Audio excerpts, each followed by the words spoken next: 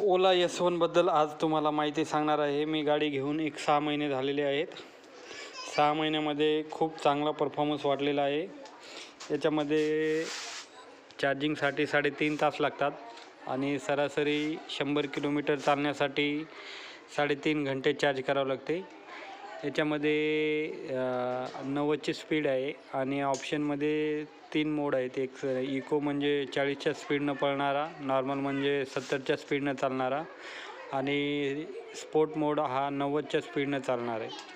या गाडीमध्ये 90 किलोमीटरच्या स्पीडनं चालता वेळेस ही 70 ते 80 किलोमीटर चालते आणि इकोच्या स्पीडमध्ये चालल्यावर 120 किलोमीटर चालते आणि नॉर्मलमध्ये जर चाललं तर 97-96 किलोमीटर चालते.